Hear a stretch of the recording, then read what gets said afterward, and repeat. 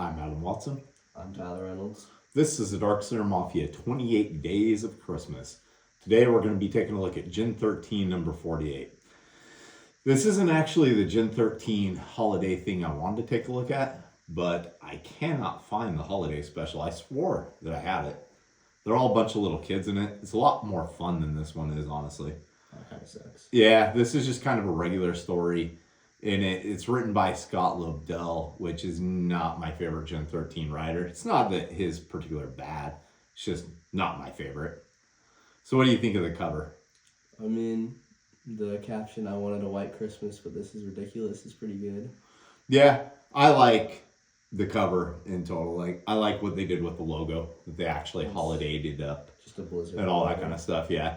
And I do like this title. It's been years since I've read anything other than like the first 5 issues of Gen 13 though. So there's a lot I don't remember with that too. Now, this guy in the beginning is kind of weird because I'm not entirely sure what the hell he has to do with the rest of this story. I mean, he's drinking. It's Christmas, like, he doesn't have a family to go home to. Maybe. What do you think of the ad right here? Toy Commandos? Yeah. It's pretty sick. I mean, might have to go to my local game store and give that a try. If it was still, like, what year? 2003 or something? This is from 2000. Oh. It's a little late. Yeah, you might be able to find it at a retro game store, though. So in any case, opens up with this guy who's drinking, and he seems lonely, and he's talking about voices in his head and how lonely it is. And then we turn, and we get the whole 90s comic aesthetic. Women with 3/4 of their ass cheeks hanging out. Every single woman you see is a supermodel. It's a staple of the 90s. Yeah, it worked on kids back then. That's for damn sure. Shot. Right? So they're going over everything. The news brings up the Gen 13 kids, and all of a sudden he like activates and has to leave. I don't think he actually comes back into this issue. He forgot he had kids at home. Maybe. He left the car running. I don't know. I don't know what it is. I also don't remember the previous issues because, like I said, it's been years since I've read most of these. Oh, I mean, that's okay. It adds to the effect. Yeah. What do you think of this, Ed? What is it for? Hold on. Is it a stereo system? I guess. I don't know. Edit your music with the touch of a button. Yeah, it's for editing. Sound editing, I guess. I mean, it's a pencil. I thought it was like a missile. No, it's a pencil. Yeah, pencil. Hate it or love it. Hate it. No, it just says hate it, love it, hate it, love it. Yeah. And it's erasing the hate it. Sony's lacking a little bit in their ad department on that. Yeah, that one's just one I skip over. Back to the comic, though. So Free Fall is putting a topper on the tree while Grunge and Burnout decorate it, and Sarah, Rainmaker, is asleep on the couch. Seems like a nice enough little Christmas scene. And then we get an ad for a comic shop, online comic shop that I'm pretty sure is defunct. Probably doesn't exist anymore. I think this got bought by somebody who eventually got bought by Diamond. So whatever it was is now probably involved in the Diamond bankruptcy. But it's probably such a long forgotten company that I don't think it even matters at this point. Yeah, who knows who's going to buy Diamond next? It's nobody. So then we get Fairchild going out, and she's in one of her classic costumes. Not that this one has been seen before, but I mean the skin tight where you can see the bottom of her abs and, you know, her nipples and everything. They're a staple of the 90s. Yep, you got to sell to those nerdy kids.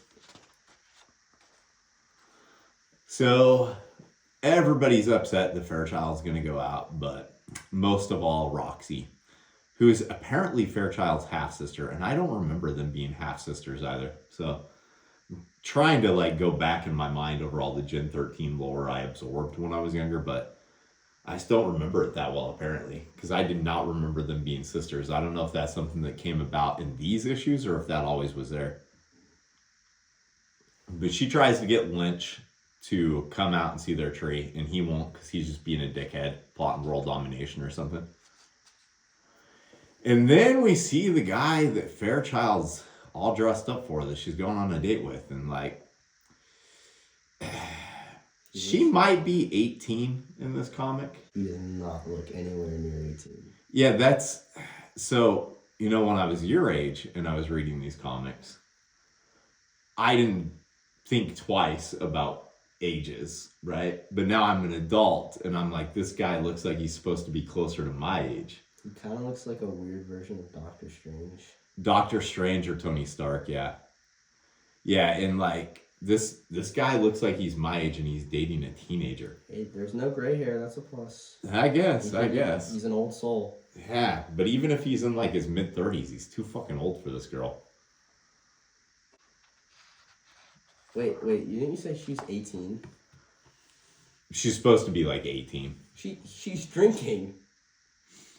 Yeah, I think she's supposed to only be like 18, unless they've aged throughout the series, but... He's dating a minor and giving alcohol to a minor. Yeah, I don't think she's supposed to be like, 21. Unless they age and I didn't know it. I really hate these Levi 2 ads. I was just about to say I like that ad. Well, it would have worked on you, but it did not me.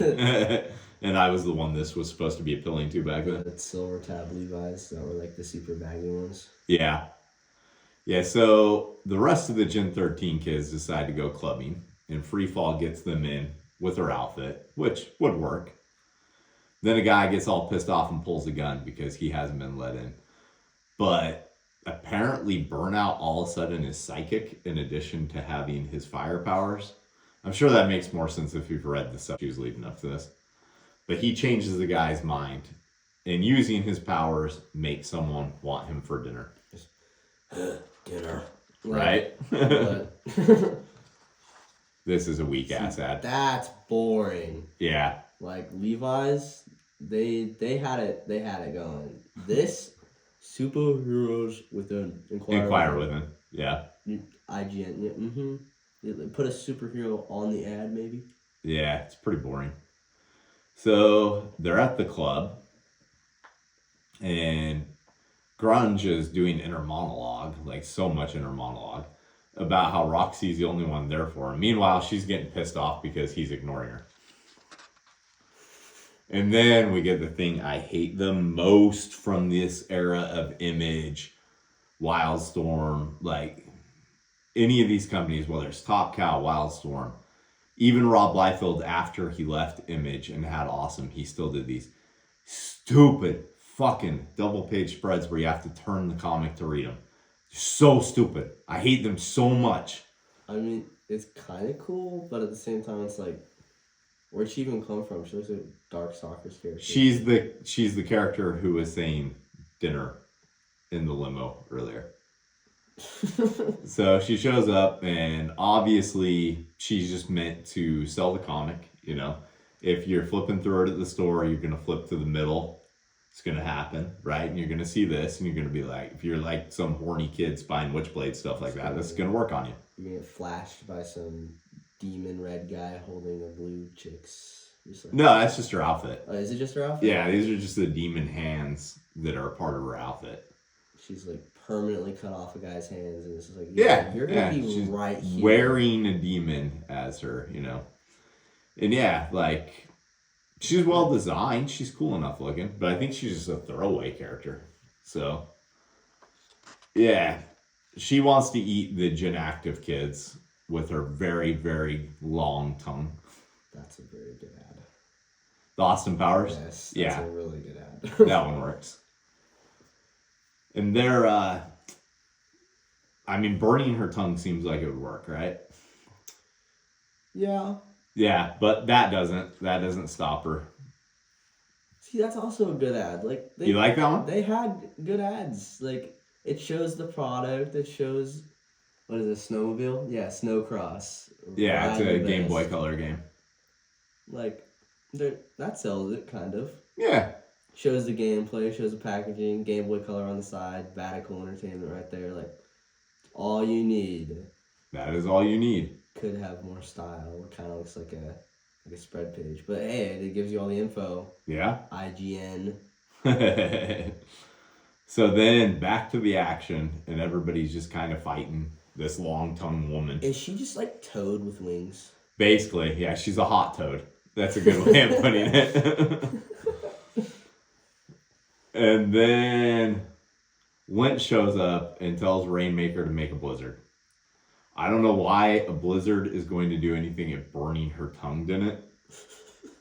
But, that's what's happening. It's a Christmas issue. It has to connect to Christmas somehow. Right? And Burnout runs off to go find Caitlin Fairchild, who is figuring out that something's going on because she sees a blizzard in the sky or whatever.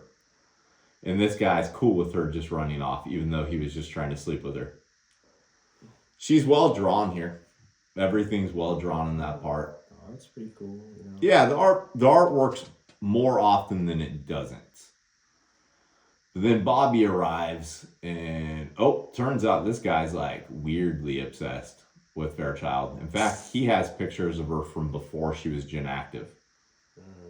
So, he shouldn't have that. And then guy shows up behind him, and apparently he's a better psychic. Because She a minor too? She was definitely a minor in these pictures. She's a high schooler at that time. There's a lot of pedophiles in this book, I'm realizing. Yeah. Like... There's literally a pinup of her on the left side, like... Yeah, it's a... Get a grip. When you get older and you read this, it takes on a whole new connotation, but apparently your generation already sees it. There's a good ad right there. Yeah, both of those work. I like both of these. Yeah, Dino Crisis, I don't remember as a game, but Resident Evil 3, I do. Dino Crisis is cool. Is it? It's just Resident Evil with dinosaurs. Oh, okay. That does sound cool. So, then she shows up. And why? Just to have all the hot chicks together, I think. Jacket on. Right? Like... And then... we get the worst drawn panel in this whole thing. I don't know what each one of them are trying to do, but it does not work. It looks like they're smiling for a school photo. Whatever the case, the chick wrapped her tongue around a pool. Because, hey, Christmas story reference, maybe? That's the only thing I can think. And she's just gone. I don't know if she's going to be back. I don't know who she was. I don't know anything like that. It doesn't give you any of those answers. Can't talk about how hungry she is anymore. But they do a really weird team shot that they could have waited for Burnout to be in before they did. If they just wanted to have like a team shot, they could have rearranged these. So like he shows up and then they have like the team shot of everybody. It would have made a little bit more sense. No matter what though, that drawing is just not that good. Yeah. And then... apparently Hellspawn has been watching the whole thing.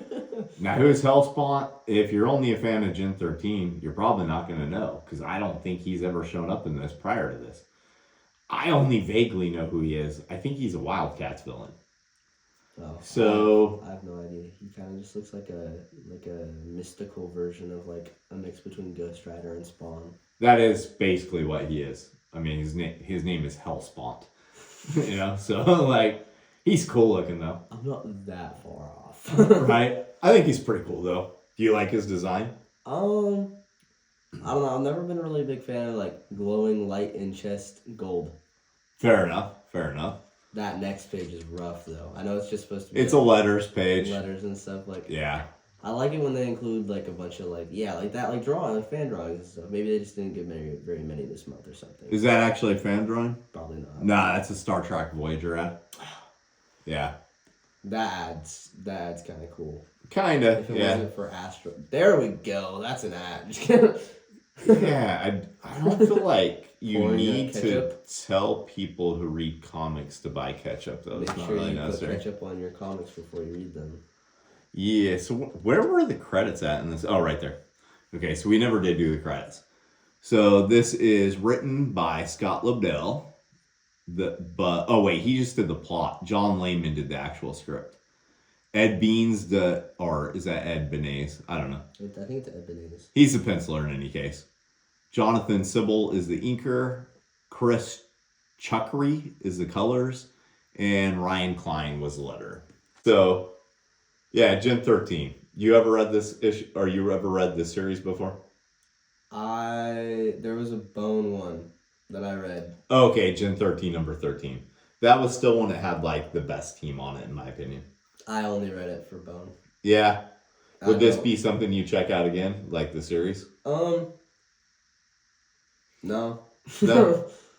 I still like all the early issues well enough that I'll probably return to them at some point. I haven't read it in a long time. I don't know. Maybe I should give it a shot. You know. Usually they're more fun than what this one is. Yeah, this one just kind of sucks. Yeah, it's not that it's horrible, but is definitely selling it on sex appeal more than anything else. Yeah. And kind of in a wrong way, because like having somebody who's at least like 35 with a girl who's like in one issue. 17, 18, like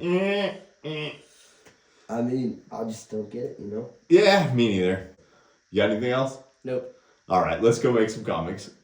This holiday season, are you looking to transform that friend or family member in your life into a comics fan, but they're being a resistant butthole about it? Try Darkslinger Comics merchandise. These are a perfect gateway drug. They'll be a nerd before they know it. We have the Chronicles of Von Helsing pint glass. Perfect for all of your holiday drinks. Who Will Save the World buttons.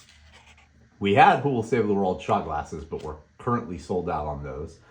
And enamel pins featuring the mini slingers in holiday designs. We have Le Mime as Santa Claus.